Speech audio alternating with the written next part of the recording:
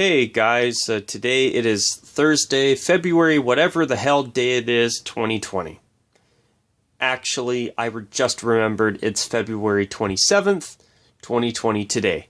So, before I get into this video where I'll talk about it in a minute, so the two things I want to discuss first off is number one, this video will have no visuals in it, just treat it like a podcast where you can listen to it on the side doing something else. And number two, truth is I am seriously considering uploading a video on Saturday because Saturday is the one time every 4 years where it's a leap year and we get a 29th day in the month of February. So what I'm thinking of doing is I'm thinking it would be really cool to upload a video on a leap year on the 29th day of February. So don't be surprised if for fun and for the purpose of doing something that you can only do once every 4 years, that I decide to upload a video on that leap year day, February 29th, which is this Saturday coming up in 2 days from now. But anyways, in terms of the video, this video today, I will be doing a viewer request, and I want to thank my longtime subscriber, Sean, for the request. And in this video today, I will be sharing my thoughts on the XFL so far. So, before I get into that, truth is, to you, Sean, I want to mention this. The other day when I filmed my weekly roundup video, I was initially planning on talking in more detail about the XFL.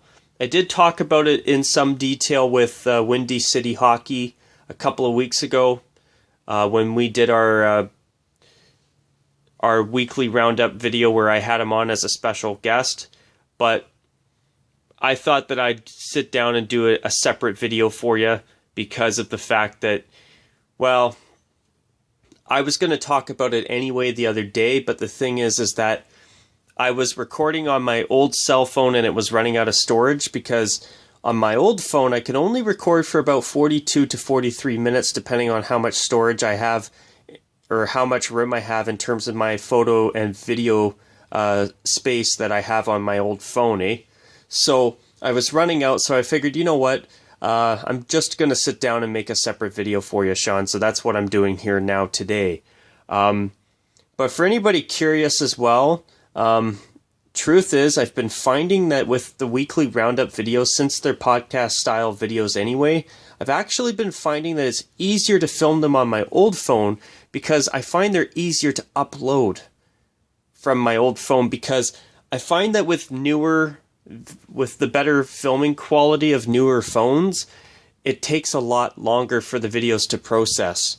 So if I do a podcast style video like this and I record it on my old phone, especially the weekly roundups every Sunday, well, with the exception of this past week's one not being uploaded until the other day as I'm filming this, I find that with the old phone of mine, I mean, if it's a podcast style video, I find that these videos are quicker to do on the old phone for the purpose of recording it and getting it uploaded faster, for anybody curious. But, Sean, for this video today, I will share my thoughts on the XFL for you. So, truth is, with the XFL, I've actually found that I've really enjoyed it. Even though I've been watching the NFL every single Sunday this past season, truth is, I have not grown bored of football. I've been watching the XFL, and it's actually been really nice to watch. I'm not going to lie. And something else, too, even though the NFL is over, now that the NFL is over, I find that when I'm home on Sundays, there's usually not a damn thing to watch. So the XFL, in my opinion, has been a great option to put on TV and watch, even if I'm just listening to it on the side.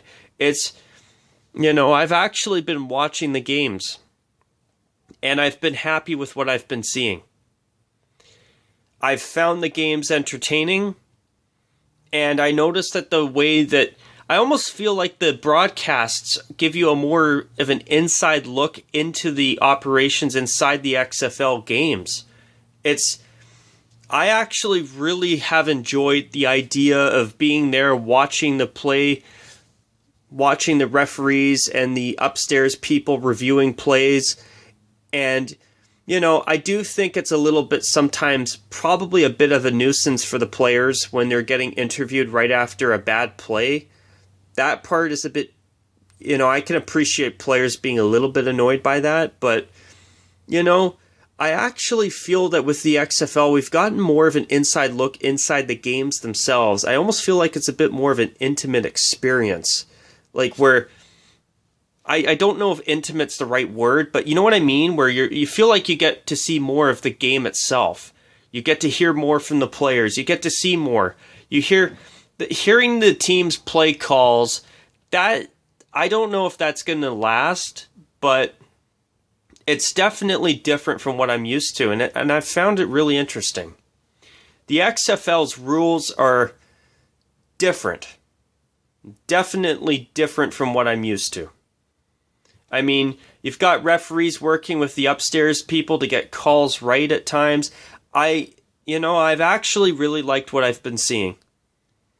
I mean, there's some things that I find weird, like the way the players are set up along the lines during kickoffs. I find that weird. I also find it rather... I don't know how to describe it, but it's totally unconventional how they do PATs after touchdowns. So, I can't remember exactly how it works, but if you want a single point after a touchdown, you have to rush it in like a 2-point convert in either the CFL or the NFL, or even college football for that matter. A 2-point convert is the same, but you can even get a 3-point convert in the XFL. So, I believe the idea behind that was to increase the amount of high-scoring games in the XFL, probably to try and bring more attention to that league. Now, am I against a league that tries to make the rules just a little bit different to stand out? It depends on what it is. I mean, I still think the XFL would be better if they did a kickoff, if they did a more traditional kickoff like what we see in the CFL or the NFL. And preferably, I would rather see the players do kickoffs, or the teams do kickoffs like they do in the Canadian Football League, so that you know that the ball isn't just going to go right out of the back end of the end zone almost every time a kicker kicks the ball for a kickoff. That's something with the NFL that I think is just ridiculous. I'm not a fan of how almost every time I watch an NFL game now, when a kicker is kicking the ball after a scoring drive, every time they kick it, the ball goes almost every time out of the end zone. I mean, you know what I've honestly been thinking for the past year or two? If the ball just goes out of the end zone each and every time and the other team doesn't even have a player catch the ball and return it, why do you do it? What's the point of a kickoff? What the hell's the point? But the way the XFL does it, they have the two teams line up really close together on basically right near where the receiver receives the ball. It's different. It's something that I'm not used to. But the PATs, that is definitely I find it a little bit odd. See, I would be more accepting of the 3-point conversion if teams were allowed to just kick for a single point. I do think the XFL should make that change if they get past their first season, which I'm confident that they will. I mean, Vince McMahon supposedly is willing to lose money on the XFL for the first few years in order to get it established and in order to get it going. So, one thing about the XFL that makes me happy is that unlike the Alliance of American Football that did try to get going last year, I am pretty confident that the XFL will actually get to complete one full season. Now, they did try to get the XFL going back in, I believe, 2001. Something like that. It was either 2001 or 2004. I think it was the former, 2001. And after 1 year, the XFL just collapsed. It didn't work. Now, when the XFL first tried to be a thing, when Vince McMahon first tried to create this league, I was a kid, and I didn't get into football until I was in high school. And so basically it hasn't been until about 10 years ago that I started caring about football at all, to be honest. So this is the XFL starting again in 2020. Well, I'm not like someone, say, who's maybe 45 or 50 years of age who remembers when the XFL tried to start and play in that one season till it shut down. The XFL is a totally new league to me. Brand spanking new. So, I mean, with the XFL this time around, so far I've been happy with what I've been seeing. I mean, I do think that for the 1-point PATs, they should allow teams to kick the ball like they do in the major football leagues that are, that have done it for so long. The CFL, the NFL, and of course, college football as well, eh? I mean, I think that to me is the right way to do a single point convert. 2-point converts, yeah, do it like the NFL. Do it the way that football has always done it. But then, if you want to have the 3-point option, then okay. It's different, and it definitely can make games rather interesting for the XFL. I mean, I do respect the XFL trying to make themselves stand out a little bit from everybody else. But I find that weird how a 1-point convert, you have to rush it into the end zone like a 2-point convert in any other professional football league or college football. But then the 3-point convert, do I think it could work in the NFL at some point? Well, I don't know if I would want it, only because of the fact that they've done the things the way they've done. They've ran the game in the NFL the way they have for so long. I mean, could it work? I think it could, but do I want to see it happen? I'd rather see a league like the XFL come along and do something like that. But having a 3-point convert is a real game changer, because in any other football league that I've ever seen, if you have a 9-point lead over another team, you have a 2-possession lead on them. Even if they get a touchdown and score a 2-point convert, they have to get the ball back a second time and score a field goal just to pull ahead of you. So, in the XFL, where normally at the end of a game, a 9-point lead with, like, say, a minute and 30 seconds left in the game is basically a death sentence for the team down by 9 points in a game. It means that they're basically done pending an absolute miracle. But in the XFL, all you have to do is score a touchdown and then score a 3-point PAT. A 3-point rush into the end zone after a touchdown, and you actually tie the game. So that definitely changes things quite a bit. Plus, it also changes the way that teams have to use certain strategies in their games. I mean, you could be at a point where, we've just got a touchdown, and we're now up by, say, for example, 7 points. So, do we go for 3 points to guarantee ourselves a 2-point lead? Do we go for a 2-point convert to make the other team have to, if they're up by a point, have to score a 3-point convert? Or do we play it safe and score a 1-point convert? So it changes the game quite a bit. So that's going to be interesting to see how that plays out in future XFL games. So that rule there is the one that's really fascinated me the most. I don't like how you can't do a single point kick after a touchdown, but I can understand the XFL trying to do things different so it's their own thing. But I noticed that the XFL slogan has been for the love of football. And to me, I actually feel like the XFL has really, it's in my opinion at least, I feel like the XFL has really tried to make the game exciting in a lot of ways. It's cool how you get to see some of the inside things going on during games, like referees talking, having a gameplay official upstairs reviewing a play or talking to players right after scoring plays. All these different things that you don't get in the NFL. You don't even get it a lot of times in the Canadian Football League up here in Canada where I live. So, it's a very different thing. A very different experience, I think, is a better way of putting it than thing. Better term. But, I must say, it's been fun to watch. I actually have enjoyed watching the games that I've been watching.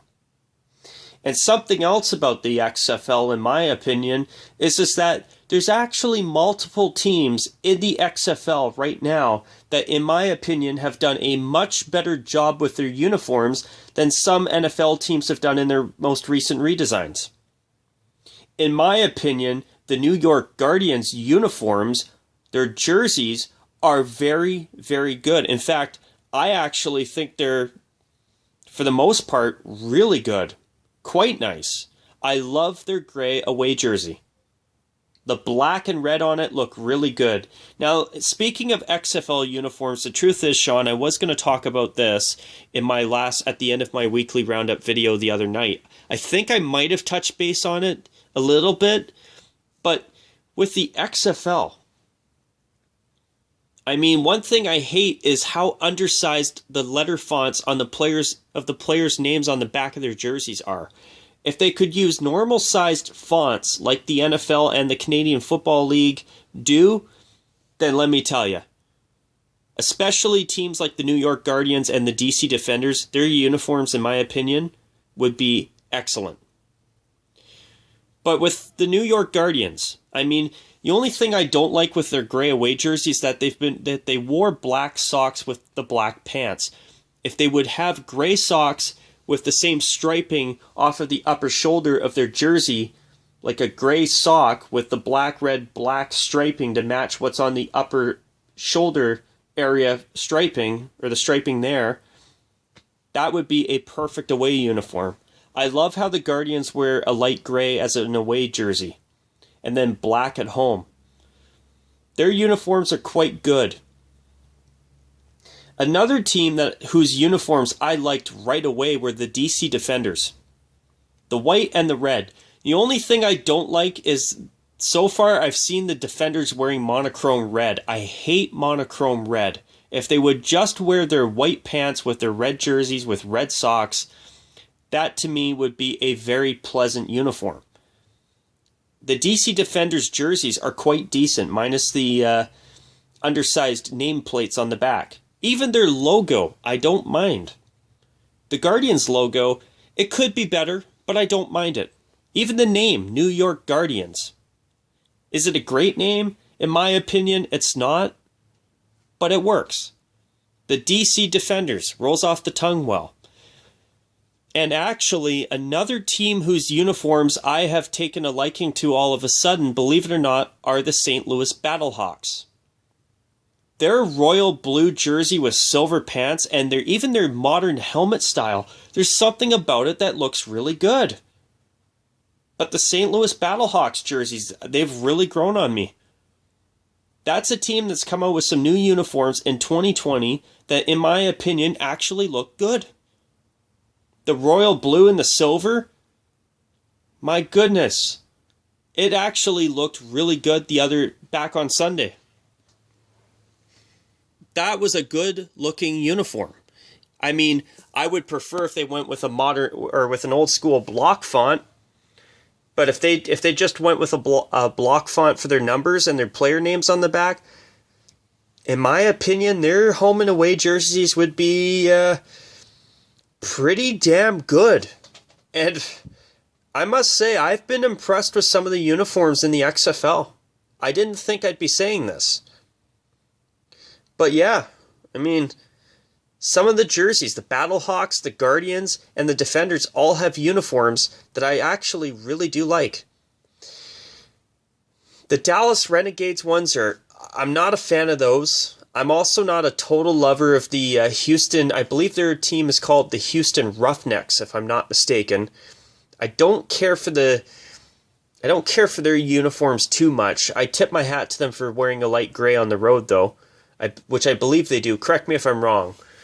But you've got the Houston Roughnecks, the Dallas Renegades. I still wish that Ottawa's Canadian Football League franchise would have been called the Ottawa Renegades, with their logo and uniforms left exactly the same instead of the name Red Blacks.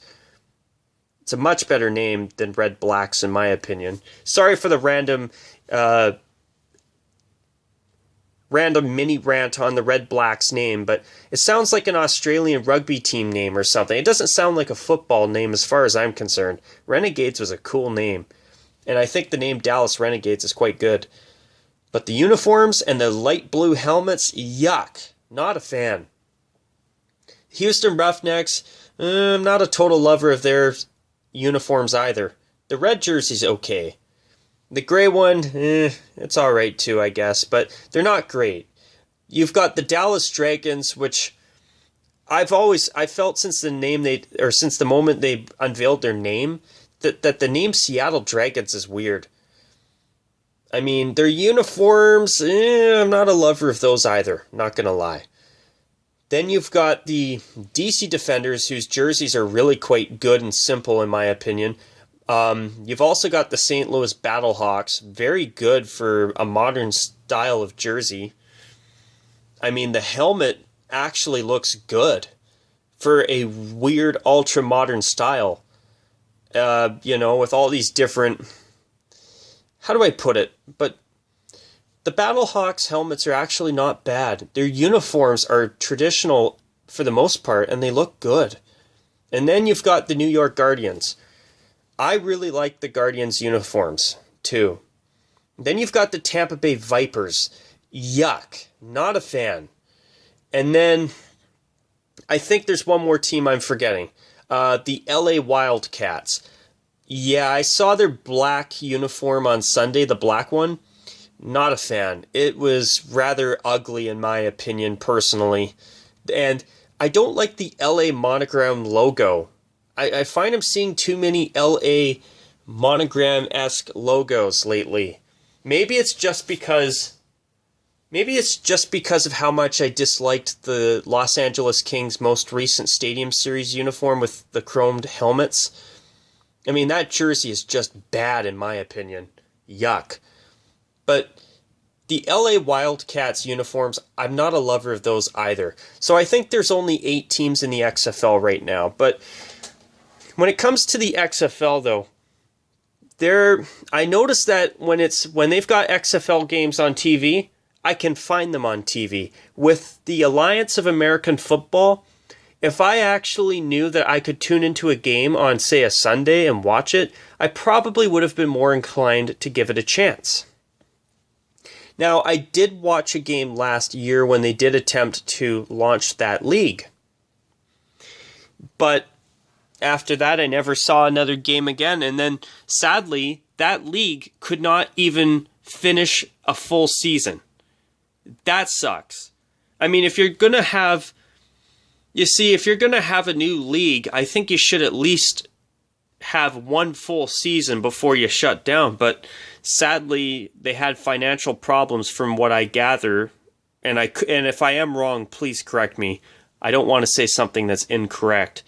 But I think they ended their season early and ended the league not even before, or they ended it so early they couldn't even complete a full season, and I think it was because of financial issues, which is really disappointing. But yeah, no, that stunk. And I feel bad for those players that were thinking, hey, I can come here and, make a bit of a living playing the sport I love, football. but sadly they couldn't even finish the season. So the XFL has been pretty good so far overall. I am hoping, I'm going to make a confession, I am hoping that at some point that the XFL could at least maybe try and bring a franchise to some of these cities that had AAF teams and give them some type of semi-professional football again. I mean, do I think they're going to absorb a franchise of some sort from the AAF? Probably not. But I do think that would be cool if they could bring one of those teams into the XFL and absorb them, even though that league's dead like the dinosaurs, and give those players that were supposed to be on one of those teams an actual chance at a career in the XFL. That would be cool, but do I think it's going to happen? Probably not. But yeah, I mean, the XFL has been good to watch. Something else I wanted to say. Truth is, one thing about the XFL that does concern me is how it could affect where players go. It could affect whether some players decide to come here to Canada to play for the Canadian Football League, or if they decide to stay and play in the XFL. Now, let me get into that right about now. Here's the thing. A player who's in the CFL right now, if the XFL sticks around, which thankfully I hear that it will be able to at least complete 2 or 3 seasons before they shut down, which hopefully they won't. But an American player, even a Canadian player, any player in the CFL right now, once their contract is up, instead of staying here in Canada and making, I don't know, as a random example, $40,000 a year Canadian to play in the CFL for example, let's use the Blue Bombers as an example, the Winnipeg Blue Bombers, because they won their first Grey Cup since 1990. So, say you're a player who has signed on to a 2-year contract to play for the Blue Bombers as, let's use as an example, a slot back. Just as an example. So, you finish your 2-year contract for the Blue Bombers as a slot back, under the contract, you made $80,000 Canadian over 2 years. But then you get a chance to go play for the XFL, and say you get signed on to play for, let's say, the New York Guardians. Actually, let's use the St. Louis Battlehawks as an example. And there's something about the Battlehawks that I want to talk about a little bit later on too, before I end the video. But say you get a chance to go play for a 2-year contract for $40,000 a year for the St. Louis Battlehawks. So, say the Blue Bombers say, hey, we like what you did over your 2 years as a slot back, so we're going to offer you a new 2-year contract, but we're going to now pay you $45,000 a year Canadian. And say another team comes along like, hey, let's use the Montreal Alouettes as an example.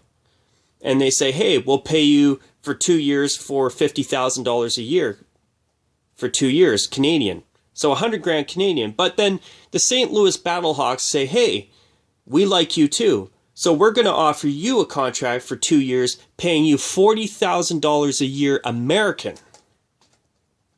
Well, are you going to want to get paid $40,000 to $45,000 Canadian, or are you going to want to go and make $40,000 a year American? As a Canadian, our dollar is only worth about 75 cents American. So if I'm a Canadian guy and I'm a slot back, if I go and play for the St. Louis Battlehawks for 2 years, I'm making $80,000 American. Not Canadian, American. And that's worth over $100,000 Canadian. And odds are I'll pay lower taxes on top of that. And if you American viewers watching this, if you've actually have been sitting down listening to this video from start to finish, correct me if I'm wrong. But if you go and play, say you went and made $50,000 a year playing for, or $40,000 for the purpose of my example, a year for the Tampa Bay Vipers. I don't even think the state of Florida charges you income tax. So that's $80,000 American that you get to keep for yourself. So you live in Florida for a couple of years, and basically you get to come home to Canada, just in my example, up basically like around $75,000 Canadian and you get to keep American money, which is worth way more here in Canada. Or if you are an American player, you can go and play for the XFL, make American money instead of our Canadian currency, which is worth a lot more anyway, eh? Then you also get more exposure in the United States because you're being broadcasted on Fox and ESPN, rather than here in Canada where it's only TSN and it's only just for Canada. The XFL is being televised here in Canada as well as the United States. Way more exposure. And if you're playing for a city like, I don't know, the Houston Roughnecks, for example, are you telling me that an NFL scout wouldn't go and check out the odd XFL game to maybe scout for some new talent? I mean, look at the Dallas Cowboys. I mean, they've been really frustrated with their lack of success. I know they were the talk of the talk this past season. Are you telling me that someone like Jerry Jones wouldn't want to ask a scout, say, hey, why don't you go check out a couple XFL games here in the next 2 weeks, one in Houston and one in Dallas, and maybe scout out some talent? I would not be shocked if something like that happened at some point. So, are scouts going to be more inclined to go to cities in the U.S. to scout XFL teams, or are they going to want to go to Canada and watch CFL? They're probably going to be more inclined to stay in the United States and scout talent there. More exposure, probably a better opportunity at, possibly being recruited for the NFL rather than playing up here in Canada.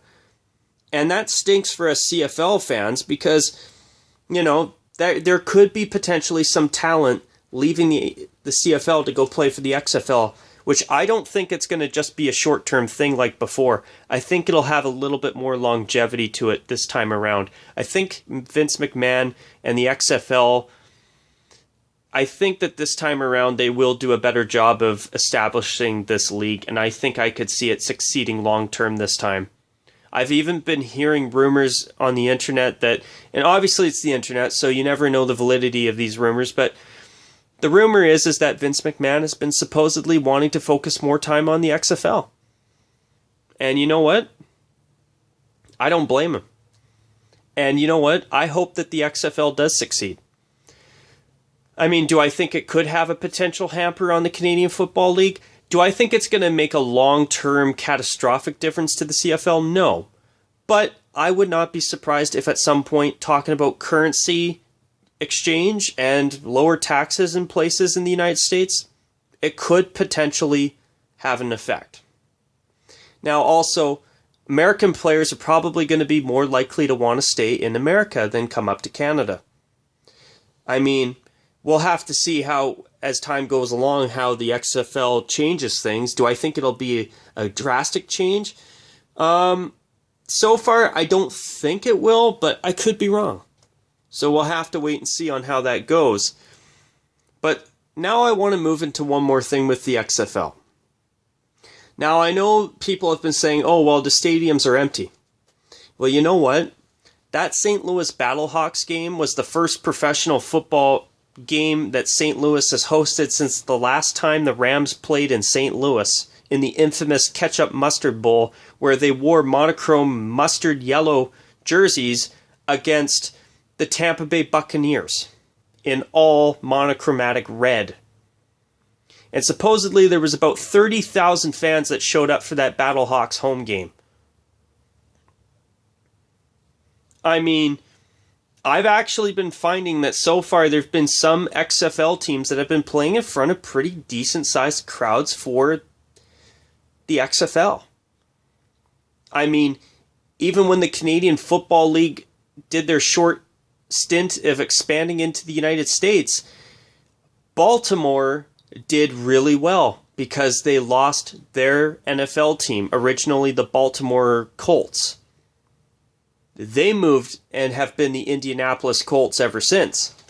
But once they got their NFL team, got the Ravens, obviously the CFL was done.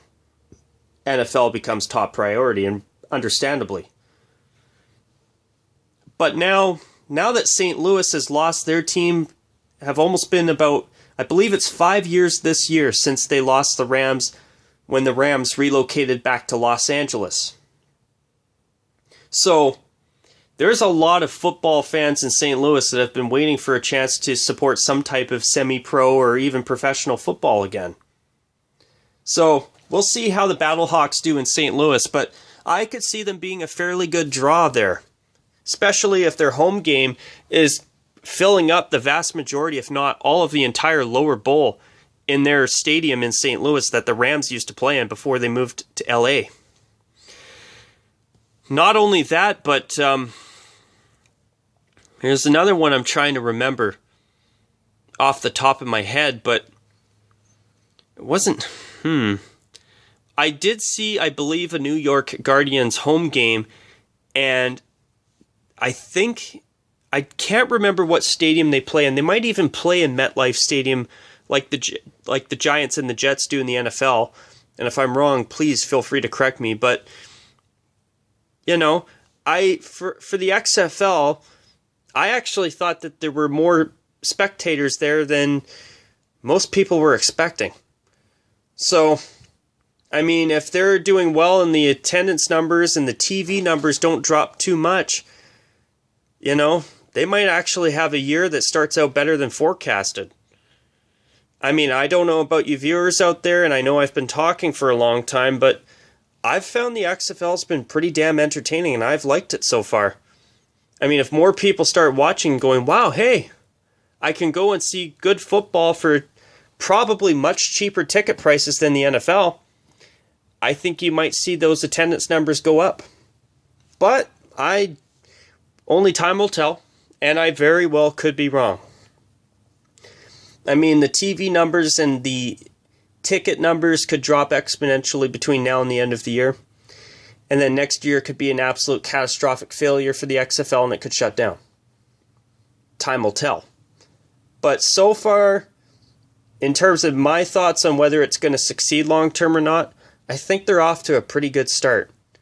And hopefully they will be able to at least finish 1 or 2 entire seasons before they shut down.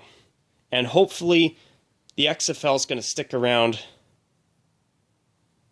long term. But anyways, you guys, I'm going to call it a wrap on this video. I know it's a long video, but I really wanted to talk about everything in the video that I talked about. And to my one subscriber, Sean, I hope you have enjoyed this video if you sat down and watched it start to finish. And until my next video, you guys, I'm going to call it a wrap now. I hope you have enjoyed it if you've stuck around and watched it all the way through. I know it's a long video, but in my opinion, there was stuff I just wanted to talk about while I'm talking about the XFL. And who knows, if I ever get caught up in some of this other stuff I've been trying to catch up on forever, I may even do an XFL uniform video or 2. We'll have to wait and see. But anyways, you guys, I hope you have all enjoyed this video if you have watched it from start to finish. And until my next video, as always, you guys, take care. And as usual, folks, bye for now.